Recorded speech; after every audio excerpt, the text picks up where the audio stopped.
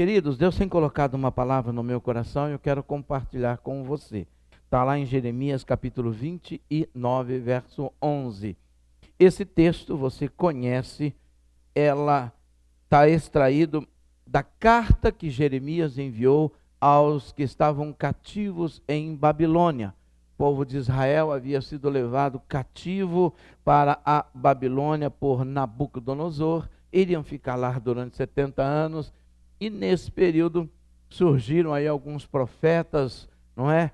Falando um monte de bobagem. No capítulo 28 você vai ver que essa bobagem custou a vida de Ananias. Mas no capítulo 29, Jeremias escreve uma carta da parte do Senhor ao povo que está no cativeiro, dizendo para eles que esse cativeiro vai durar 70 anos. E que eles devem conviver bem nessa cidade, casar, darem seus filhos em casamento, devem criar, devem plantar, colher, orar pela paz da cidade, porque na paz da cidade e da nação eles teriam paz, mas que esse período não seria de maneira nenhuma resumido, mas sim duraria 70 anos. E nessa carta que Jeremias escreve, tem aí algo de Deus nessa carta, porque ele era um homem de Deus, e ele escreve algo muito, muito forte. Por quê? Porque o povo que foi para o cativeiro, o povo que estava lá, prisioneiro, na verdade, de Nabucodonosor, não queriam estar lá, não é? Mas eles estavam lá como resultado, como consequência do pecado deles, da desobediência, de não ouvirem a voz de Deus, nem a voz dos profetas que falavam da parte de Deus. Aliás, eles mataram alguns profetas, apedrejaram alguns profetas, não davam ouvido aos profetas que falavam da parte de Deus, mas davam ouvido aos profetas que falavam o que eles queriam ouvir. Parece que isso aí está acontecendo hoje, né? Parece que é tão contemporâneo isso, não é verdade? Não é? Então, esses profetas que falavam o que eles queriam, sacerdotes corrompidos, não é? Levou o povo a se desviar do Senhor, e isso custou para a nação, para Israel, um cativeiro de 70 anos, para que eles abandonassem a idolatria e aprendessem a confiar no Senhor. Quando nós ouvimos falar em sinagoga, eles aprenderam e criaram sinagoga no cativeiro. Foi no cativeiro que eles obtiveram a prática da sinagoga, de adorar em pequenos lugares, pequenas casas, para adorar o Senhor, sem nenhum tipo de, ou outra conotação de adoração, mas um lugar de estudo, um lugar para eles celebrarem ao Senhor. E no meio de tudo isso, do desespero do povo, não é? O Senhor escreve e manda nessa carta, e o verso 11 diz: eu é que sei que pensamentos tenho a respeito de vocês, diz o Senhor. São pensamentos de paz e não de mal, para dar-lhes um futuro e uma esperança. Todos nós desejamos um bom futuro e uma boa esperança. E às vezes a gente olha para tudo que nos acontece, ou para tudo que está à nossa volta, tudo que está acontecendo nesse mundo, a gente pergunta: qual é o futuro da humanidade? Qual é o futuro do mundo? Qual é a esperança da humanidade?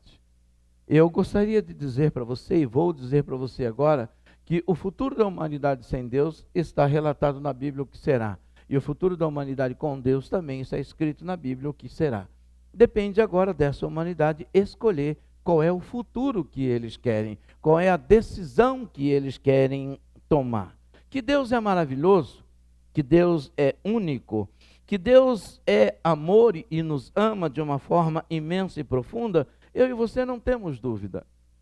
Mas desde o Éden, quando o homem se afastou do Senhor pelo pecado, o Senhor sonhou com o retorno da humanidade, com o retorno do homem, e digo homem aqui, a humanidade para ele. Afinal, foi dele que nós viemos, e é para ele que nós devemos retornar. E o desejo de Deus é que tanto eu quanto você, que toda a humanidade retorne para ele, e esteja bem debaixo do seu imenso amor e cuidado. O pecado, como eu disse, nos afastou de Deus. O pecado matou a humanidade. A Bíblia diz que o salário do pecado é a morte. O pecado nos afasta. A Bíblia nos diz que o pecado faz separação entre nós e Deus e impede Deus de nos ouvir. É o pecado, aquilo que quando nós erramos o alvo daquilo que Deus tem para nós. Mas isso não tira, não é? O desejo e o sonho de Deus de que nós voltemos para Ele. Por isso Deus planejou essa volta. Deus planejou que nós pudéssemos ser resgatados. E esse resgate é assim como Ele fez com Israel. Depois de 70 anos, Ele tira o povo. Não é? Vem a primeira turma com Zorobabel, vem a segunda com Esdras, vem a terceira com Neemias, e Deus traz para reconstruírem a vida, reconstruir a história, estarem na cidade, né, na terra de Sião e poder adorar livremente. Para nós, Deus tem um plano muito maior do que isso, é vivermos com Ele eternamente em glória. Deus sonha sim, com o retorno dos seus, daqueles que Ele criou, daquelas pessoas que Ele tanto almeja, e isso tem a ver comigo, com você, tem a ver com toda a humanidade. Ele quer que nós voltemos e nos tornemos não somente sua criatura, que nós já somos, mas também os seus filhos. E o interessante é que quando a gente para pensar sobre isso e buscamos na palavra de Deus, nós descobrimos que Deus é incansável, porque Jesus Cristo trabalha para nos trazer de volta. O grande plano de Deus, executado, não é planejado pelo Pai, executado pelo Filho e aplicado pelo Espírito Santo, é que eu e você conheçamos esse amor, nos envolvamos e sejamos envolvidos com esse amor, e tomemos de fato uma posição de retornar e de ser dele, para que nós possamos ser filhos de Deus. João escreve no seu Evangelho que a todos quantos o receberam, aqui a Jesus Cristo, deu-lhes o poder de serem feitos filhos de Deus, a saber, os que creem no seu nome. Há uma diferença imensa entre ser criatura de Deus e ser criado, ou ser filho de Deus, melhor dizendo. Todo ser humano foi criado por Deus, gerado pelo Senhor, mas somente Jesus gera filhos para Deus. Somente Jesus Cristo é capaz de gerar filhos para Deus. Somente Jesus pode revelar o amor de Deus, o plano de salvação, e o Espírito Santo aplicar isso de tal maneira que, convencidos do pecado, da justiça e do juízo, nós nos arrependamos e voltemos para o Senhor. Pensando na história de Israel, eu fico imaginando durante todos os anos, quantas coisas aconteceram, quantas coisas ruins aconteceram, quantas coisas boas também aconteceram. Nem todo Israel, e mesmo em 70 anos de cativeiro, se voltou para o Senhor. Muitos fizeram muitas coisas erradas, casaram com quem não deveriam casar, conviveram com quem não deveriam conviver, fizeram o que não deveriam fazer, mas certamente muitas pessoas se voltaram para o Senhor. Como nos dias de hoje, muitas pessoas acham que essa questão de fé de Deus é balela, mas sabe, é muito importante a gente pensar sobre o que o Evangelho, o que a palavra de Deus diz. Jesus Cristo realiza o sonho de Deus, sim, mas Ele também realiza o meu. Se o sonho de Deus é que eu volte para Ele, não é? O meu sonho também deve ser esse. E o Senhor Deus preparou tudo para que eu encontrasse essa porta, essa saída. Mas não fui eu que fui atrás dele, porque eu estava morto em meu delito e pecado. E morto não procura. Mas a Bíblia diz que Deus me amou de tal maneira que deu o seu Filho. Ele veio de encontro a mim. Ele me achou. Assim como ele diz que ele encontrou o povo dele lá no Egito e o tirou. Assim Deus me achou e te achou e nos encontrou e nos direcionou para Jesus. Porque o próprio Jesus disse: ninguém pode vir a mim se o Pai não o enviar. Essa sede, essa fome de Deus, o desespero da alma, quando Deus olhou para mim e para você, Ele viu que Ele precisaria nos encaminhar até Jesus, para que através de Jesus eu pudesse ter acesso a Deus, ter acesso ao Pai. Como que eu posso voltar para Deus? Como que esse sonho pode ser realizado? Primeira coisa, porque é possível esse sonho ser realizado, o sonho de Deus comigo e com você, porque Ele busca o perdido, Ele, Jesus, e o compra para Deus. É uma coisa muito interessante você parar para pensar, como eu estava falando, porque foi Jesus que veio em busca de mim, sem querer ser redundante ou repetitivo, mas foi Ele quem veio. Lucas 19, capítulo 19, versículo 10 diz: porque o Filho do Homem veio buscar e salvar o que se havia perdido. Ele saiu em busca da minha vida e da sua vida. Ele deixou a sua glória e veio a essa terra buscar e salvar o que se havia perdido. E não é somente perdido fora, mas dentro da igreja, dentro do aprisco de Deus, tem pessoas perdidas. Como dentro da nação de Israel, tinham pessoas perdidas. Porque a igreja não salva. A igreja é um lugar onde os salvos convivem, e mesmo no meio dos salvos há aqueles que são perdidos, mas eles estão sendo injetados, ou sendo injetado neles a palavra de Deus. Mas Jesus veio buscar e salvar o perdido. Mas tem algo mais profundo do que isso. É que Jesus, Ele nos comprou para Deus. A nossa dívida com Deus era tão grande. A nossa dívida com Deus era impagável. Nem eu e nem você tínhamos condições de pagar essa dívida, não é? A Bíblia diz que o salário do pecado é a morte, mas o dom gratuito de Deus é a vida eterna por Cristo Jesus. A Bíblia diz que sem derramamento de sangue não há remissão de pecado. No Velho Testamento, quando os animais eram sacrificados e o sangue era derramado, aquele sangue cobria, e ele não tirava pecado, ele cobria pecado. Ele projetava para a cruz, ele projetava para a plenitude dos tempos, ele projetava para o sacrifício de Jesus, porque aquilo era feito pela fé. Mas aquele sangue não tirava pecado. Aquele sangue não justificava, não apagava as nossas culpas, até porque pela lei ninguém consegue ser salvo, mas ele cobria, fazia com que Deus olhasse para eles, com que Deus tivesse misericórdia por causa do sangue de animais inocentes. Mas quando João Batista vê Jesus Cristo, ele diz: eis o Cordeiro de Deus que tira o pecado do mundo. Jesus passa a ser o Cordeiro de Deus, ele toma a posição, e agora é um ser humano, agora é um homem, é uma pessoa que toma a condição de cordeiro e vai dar a sua vida por mim. Por isso o sangue de Jesus não cobre pecado. O sangue de Jesus tira o pecado, nos lava e nos torna diante de Deus mais branco do que a neve, mais alvos do que a neve.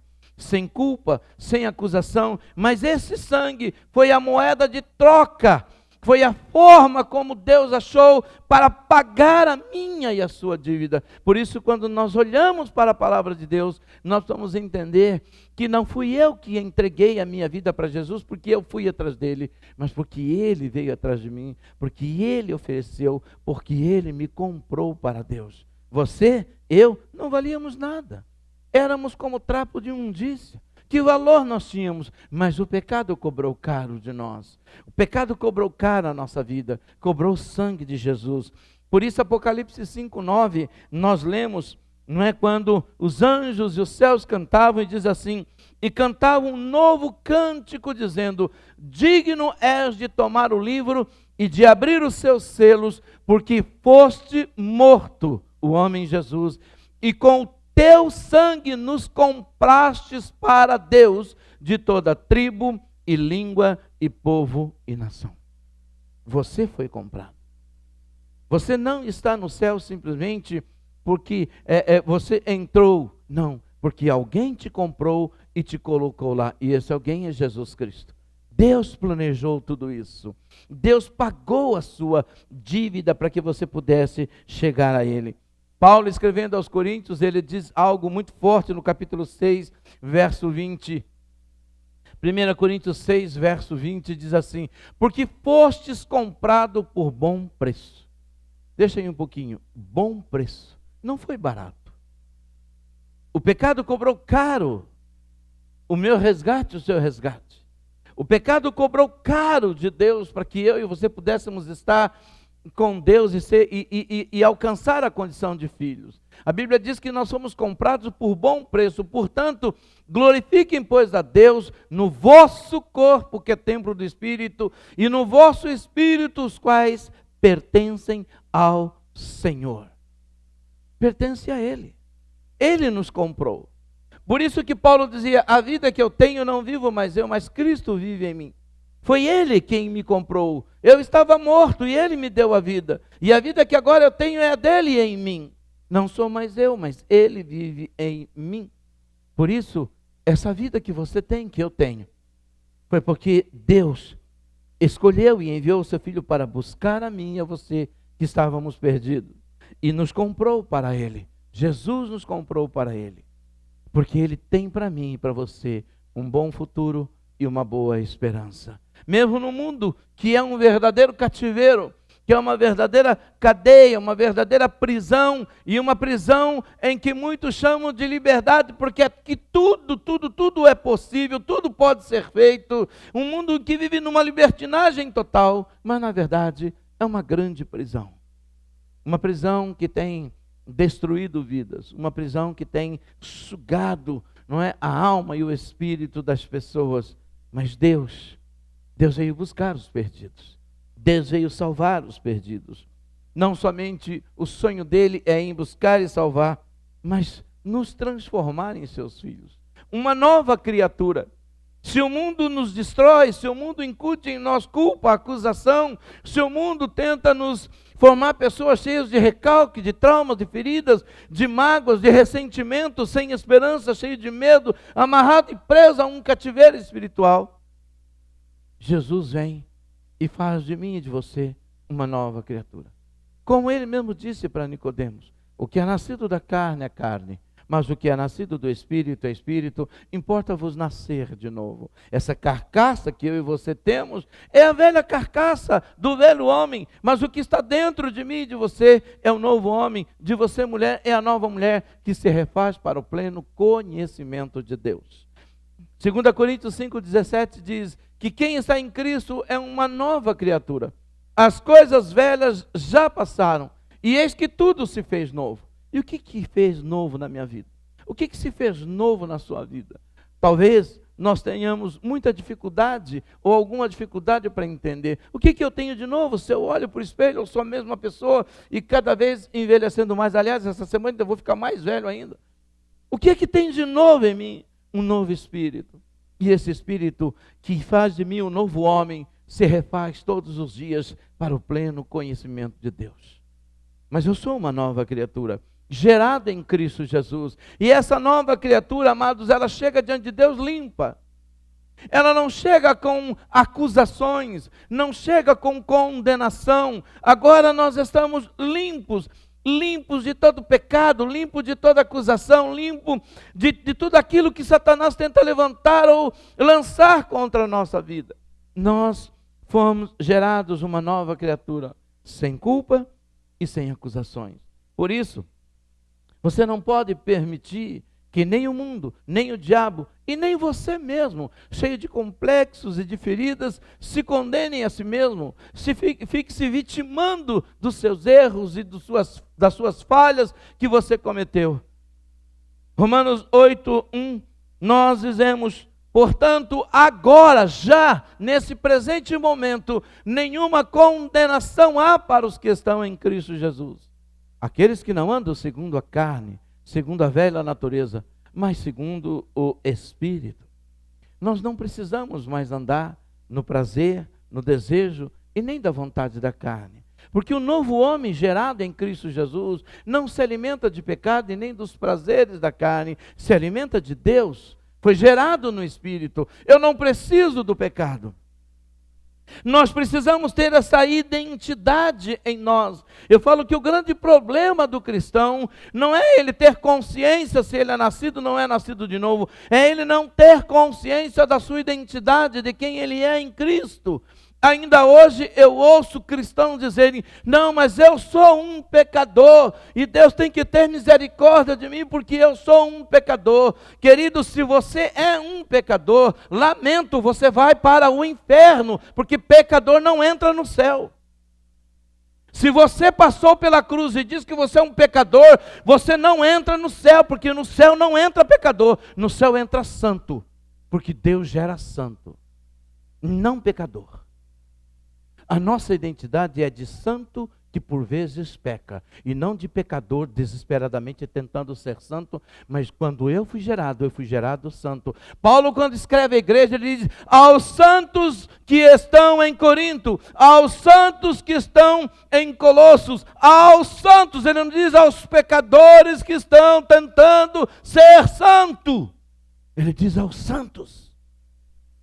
Você não é um pecador. Você não é uma pecadora, você é um santo que por vezes peca, que por vezes falha. E é por isso que João, escrevendo, diz: se você pecar, contudo, todavia, porém, amados, se nós confessarmos os nossos pecados, Ele é fiel e justo para nos perdoar e nos purificar de toda a injustiça. Eu sei, e Deus sabe que por vezes nós falhamos. Deus sabe que por vezes nós erramos. Aliás, Paulo diz: com a minha carne eu acabo servindo ao pecado, mas com o meu espírito eu sirvo a Deus. Quem poderá me livrar do peso dessa carne? Mas ele exalta o espírito, o novo homem, a nova pessoa que ele é. Sabe, eu não posso deixar que o mundo me condene, que as pessoas me acusem. Aquele filho, quando saiu de casa e foi embora para o mundo, ele não perdeu o direito de filho, porque quando ele voltou, o pai o recebeu, porque ele era filho. E nós precisamos entender, nós somos santos. Pastor, mas eu luto contra a minha natureza carnal. Eu também luto contra a minha, mas eu sou um santo, porque o meu pai é santo, porque eu fui gerado no Espírito. Eu não fui gerado na carne, eu fui gerado no Espírito. E Deus não gera pecadores, Deus gera santos. No ventre de Cristo, onde eu e você fomos gerados, é gerado pessoas santas, são gerados santos, não pecadores. Pecamos porque damos ouvido à nossa carne, pecamos porque damos ouvido à nossa velha natureza, mas isso não tira a nossa condição. Por isso Paulo diz: desenvolva a sua salvação com temor e com tremor. Desenvolva a sua santidade, santifique-se cada vez mais, fique cada vez mais separado para Deus. Porque os pecados que você comete, você não precisa dele. As coisas erradas que você faz, você não precisa dela. Se você tem necessidade disso, é porque você está alimentando a sua carne, a velha natureza e não a nova. Porque a nova natureza não precisa de pecado para viver. A nova natureza precisa de Deus, de ter intimidade com o Espírito de Deus.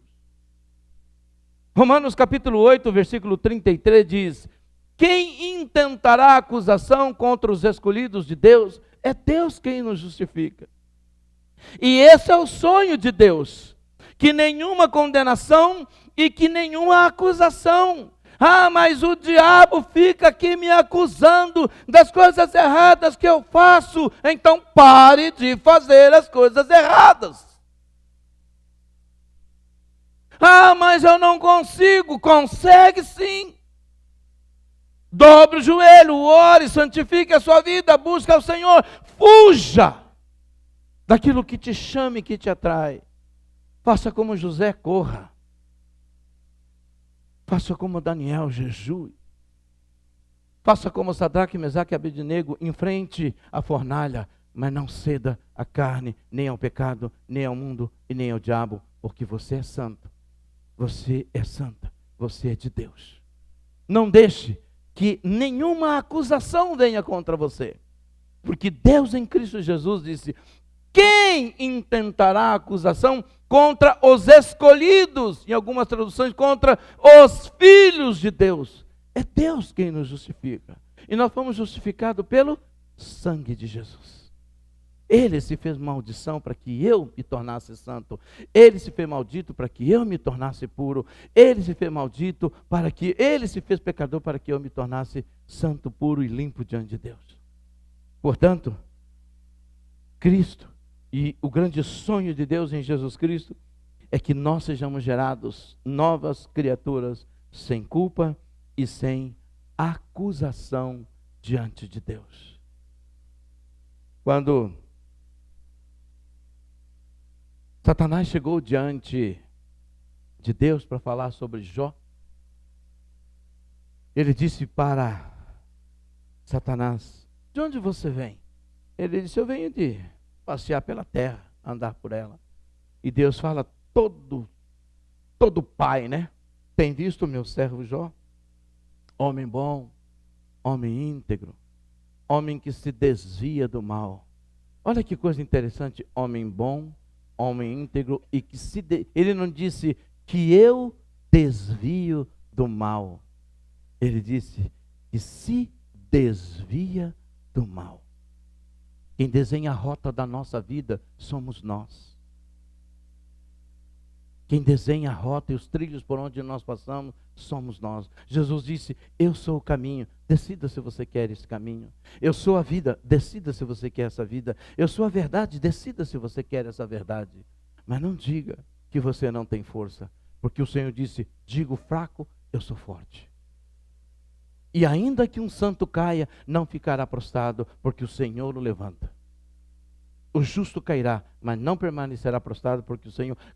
O cair é do homem, mas o levantar é de quem? De Deus. Nós precisamos entender quem nós somos em Deus. Eu não sou sabe, eu posso falar isso porque eu sou Zé também. Eu não sou um Zé Mané, sem ofender os Zés e sem ofender os Manés. Eu não sou um qualquer. Eu não posso deixar que o diabo diga: você não consegue. Como que eu não consigo? Não, você não vai conseguir, você não vai sair desse buraco. Espera aí, mas eu já estou morto. É o novo homem que se refaz para o pleno conhecimento de Deus. Esse sai, esse se levanta, porque esse está cheio e pleno de Deus. Esse ouve a voz de Deus, ouve a voz do Espírito de Deus. Esse é uma nova criatura, um novo homem, uma nova mulher, que se refaz para o pleno conhecimento de Deus. Esse é o sonho de Deus. Ele diz: eu sei os pensamentos que eu tenho a respeito de vocês. Não é pensamento de acusá-los, não é pensamento de condenação, não é pensamento de desgraça ou de maldição. É pensamento de vida, é pensamento de paz, é pensamento de esperança, é pensamento de um bom futuro. É isso que eu tenho. Então vem comigo. Deus está dizendo: vem comigo. Me obedeça, ande naquilo que eu demarco, que eu determino, siga esse caminho. Porque, queridos, deixa eu dizer uma coisa para você. Quando Deus nos salva, Ele não nos tira do mundo. E isso é algo muito forte.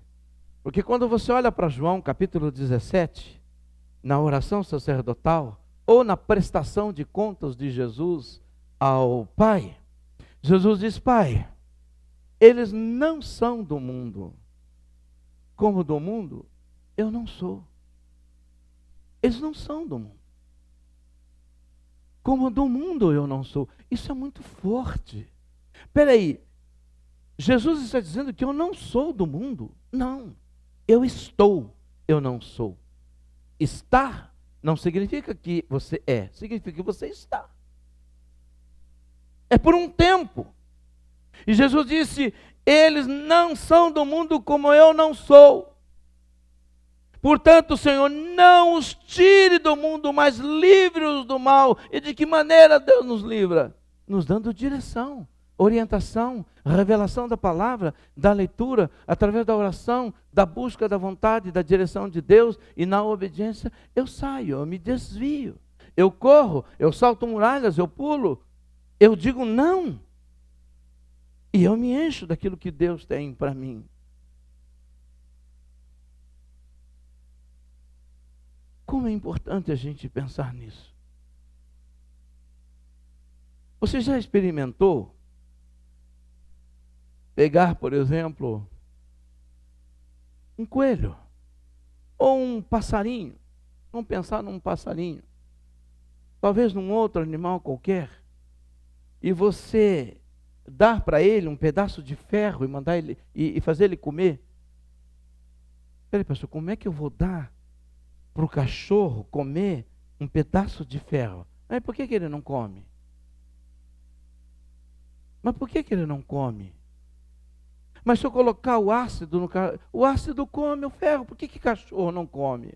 Porque não é da natureza do cachorro comer ferro. Você peca porque você quer, não é porque é da sua natureza. Eu peco Porque por vezes eu não vigio, não porque não é da nossa natureza, porque a nova natureza não se alimenta de pecado. Por isso que João escreve: aquele que é nascido de Deus não peca. Aquele que é nascido de Deus não peca, porque ele não precisa de pecado. Jesus Cristo é filho de quem, amados? De Deus. Jesus Cristo pecou? Pecou sim ou não? Não, ele se fez pecado. Mas ele voluntariamente pecou? Porque ele não precisa de pecado. Você é filho de quem? E por que você peca? Não é porque você precisa, é porque você escolhe pecar. É porque nós escolhemos pecar. É porque a gente alimenta a nossa natureza da terra. Não é porque nós precisamos. O plano de Deus é nos fazer filhos e herdeiros de Deus. Esse é o sonho dele. Romanos 8, 16 e 18 diz assim: o próprio Espírito testifica com o nosso Espírito que somos filhos de Deus. Olha, o Espírito de Deus testifica com o meu Espírito que eu sou criatura? Não, que eu sou filho. Filho tem a mesma natureza. Filho tem o mesmo DNA. Nós temos o DNA de Deus dentro de nós. O Espírito Santo está em nós porque nós somos filhos, gerados em Deus. Continua, por favor. E se nós somos filhos, somos logo herdeiros também, porque filhos herdam.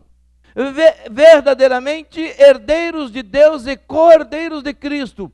Se é certo que com ele, Cristo, nós padecemos, para que também com ele nós sejamos glorificados. Assim como ele padeceu e foi glorificado, nós por causa dele podemos até sofrer, mas seremos glorificados como ele também foi. 18. Porque para mim, tenho por certo de que as aflições deste tempo presente não são para comparar com a glória em nós que há de ser revelada. Nem olhos viram, nem ouvidos ouviram, nem jamais penetrou em coração humano o que Deus tem preparado. A gente pensa nisso. A gente pega esse texto e joga ele para um cunho apocalíptico. Mas ele não tem esse cunho apocalíptico somente. Mas é o novo de Deus que eu não vi, que eu não experimentei e que eu posso experimentar todo dia na condição de filho. São as experiências, as novidades que Deus tem para mim. Quando eu o busco, quando eu me coloco diante de Deus em oração, buscando a sua vontade. O versículo 12 de Jeremias 29,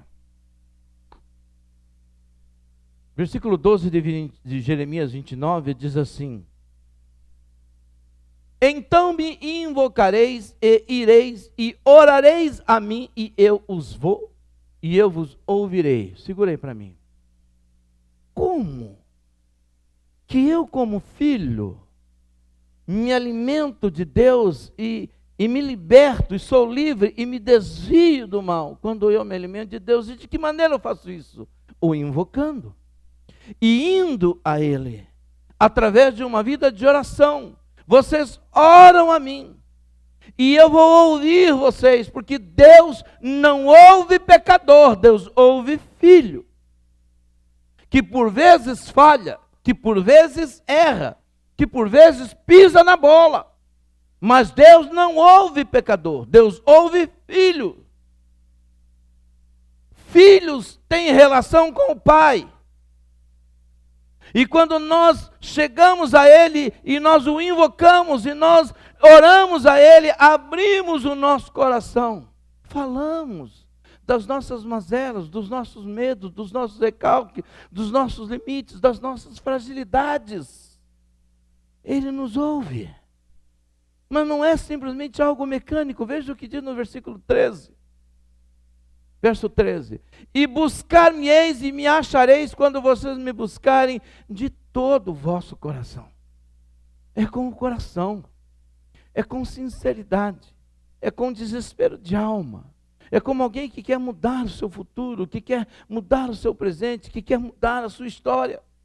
Por isso ele disse para Israel: eu sei o plano que eu tenho a respeito de vocês, mas vocês não me buscam dessa maneira, vocês não me buscam de todo o coração, vocês não oram a mim com sinceridade, vocês não são transparentes comigo. Por isso vocês não mudam. Por isso vocês não experimentam o que eu tenho para vocês. O cativeiro era um grito desesperado de Deus dizendo: Israel, olha para mim, Israel. Olha para mim, meu povo, eu fiz uma aliança com Abraão, com Isaac, com Jacó. Eu tirei vocês através de Moisés, porque eu prometi a Abraão: eu estou mandando vocês para o cativeiro, e vocês vão ficar 70 anos para ver se vocês olham para mim. Para ver se vocês me invocam, se vocês me buscam, se vocês procuram até me achar. Mas isso só vai acontecer quando vocês me buscarem de todo o coração. Isso só vai acontecer quando você estiver disposto a rasgar o seu coração. Você tem a natureza de Deus. Você é um novo homem, uma nova mulher, gerado em Cristo Jesus. Se o pecado te destruiu, o amor de Deus te reconstruiu, te deu uma nova vida, uma nova esperança. Por isso ele diz: olha, eu sei o pensamento que eu tenho a respeito de vocês. Eu tenho um projeto, eu tenho um plano com vocês. E é o que eu quero. Mas vocês precisam entender. Sabe, ele nos faz filhos. E filhos precisam aprender a se relacionar com o pai. Não importa se o seu pai não foi biológico, não foi o melhor pai. Se ele foi castrador, se ele te encheu de recalque, se ele te encheu de medo, se você vive uma orfandade biológica, não importa, agora você tem um pai, você entregou sua vida a ele, você foi gerado nele. Então perdoe tudo o que aconteceu ou o que não aconteceu, mas não use isso como desculpa para achar que Deus não tem poder e nem capacidade para mudar a sua história, para reescrever a sua história, porque Ele é Deus. E Ele te ama. Ele foi o único que se comoveu com o seu desespero, com a sua condição, e por isso enviou Jesus para te fazer filhos, ou para te fazer filho dele, ou filha dele. Você não precisa de mais nada. Qual é o grande amor da sua vida? Nós aprendemos essa semana, lá na reunião dos pastores em Junqueirópolis, o pastor falou assim: qual é o seu amor? Cuide dos amores da sua vida. Há pessoas cujo amor da vida dela é a fama e não Deus, mesmo ela sendo cristã. Há pessoas cujo amor da vida dela é o dinheiro, mesmo ela sendo cristã. Há pessoas cujo grande amor da vida dela é a família, mesmo ela sendo cristã. Há pessoas cujo grande amor da vida dela é mamon, é fama, é poder.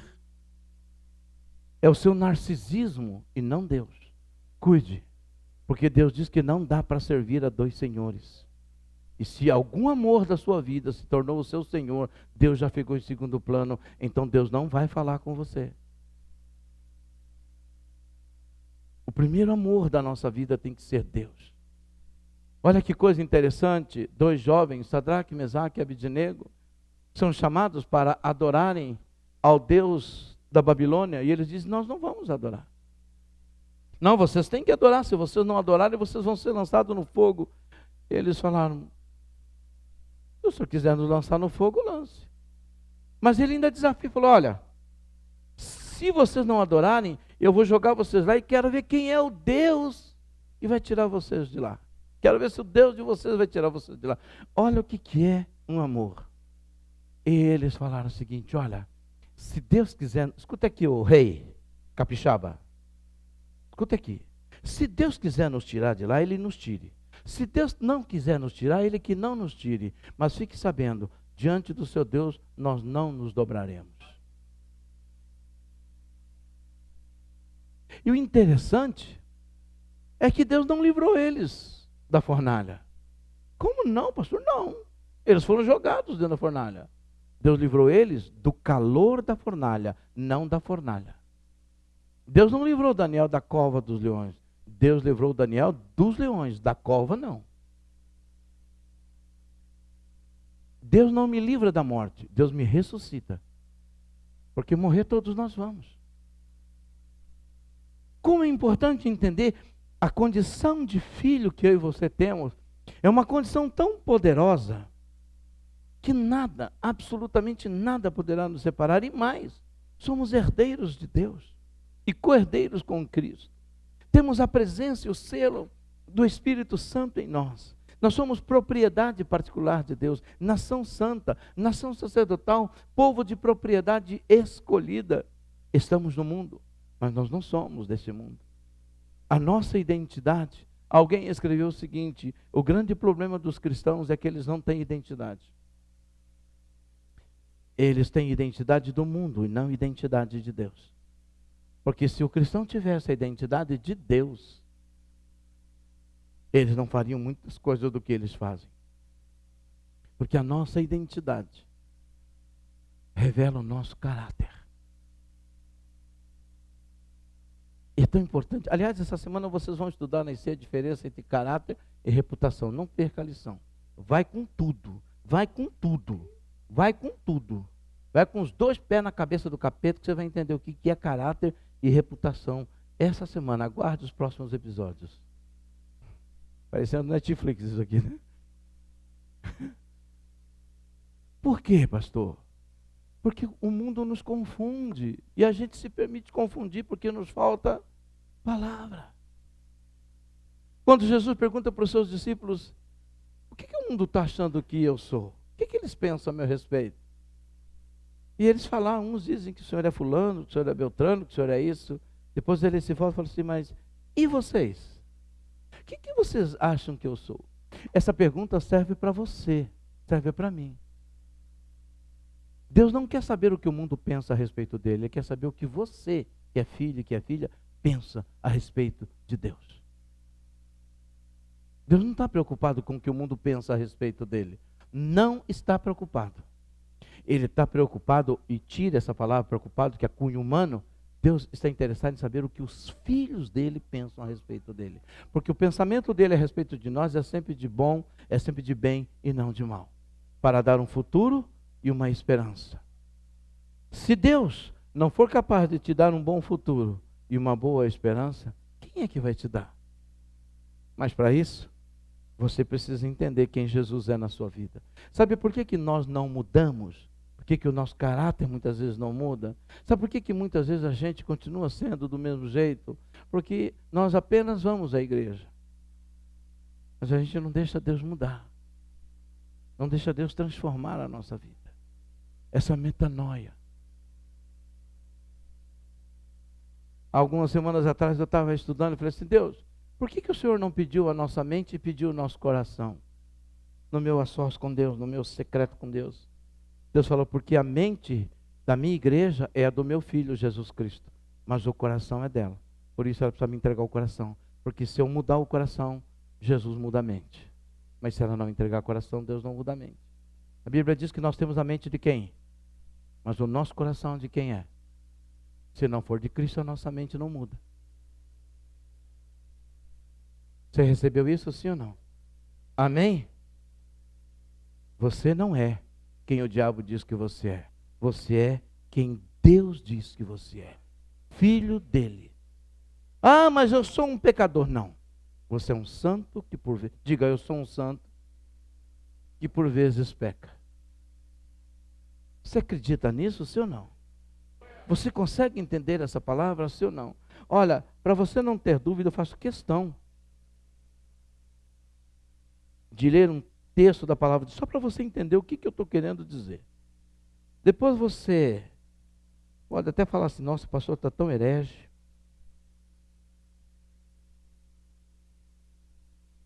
Vê se eu acho aqui, gente. Está entre Gênesis e Apocalipse que eu vou ler para vocês.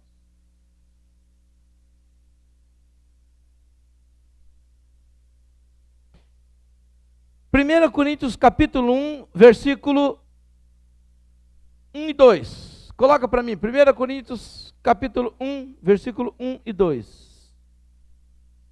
Paulo, chamado apóstolo de Jesus Cristo pela vontade de Deus, e o irmão Sóstenes, a igreja de Deus que está em Corintos, aos santificados em Cristo, chamados do quê? Pecadores. Aos chamados pecadores. Então eu estou lendo errado. Se é santo, por que você acha que você precisa pecar? Por que você acha que você é um pecador que não tem jeito? Por que você deixa o diabo cochichar no seu ouvido, aquele miserável, desgraçado? Fica falando que você não pode, que você não é capaz, que você não consegue, que você não se livra, que você não pode mudar. Para! Se você nasceu em Cristo Jesus, você é santo. E santo é aquele que se santifica cada vez mais, porque santo se alimenta daquele que é santo, Deus. Amém? Coloque-se de pé, por favor. Obrigado por assistir mais um dos nossos cultos online. É muito bom ter você conosco. É muito bom poder contar com você do outro lado. Mas queremos você aqui, visitando a comunidade Batista Mahanaim. Portanto, vem conosco. Os nossos cultos acontecem aos domingos, às 8 horas da manhã e também às 18 horas, comecinho da noite. Aonde nós ficamos? Aqui, na Avenida Cruzeiro do Sul, 360, Roxidale, Osasco, São Paulo. É sempre um prazer poder, junto com você, adorarmos e celebrarmos o Senhor em comunhão, ok? Nos acompanhe e continue nos acompanhando nas nossas mídias sociais. É muito bom ter você nesse caminho, nesse processo. Uma ótima semana. Deus abençoe a sua vida, família, trabalho. Até a próxima.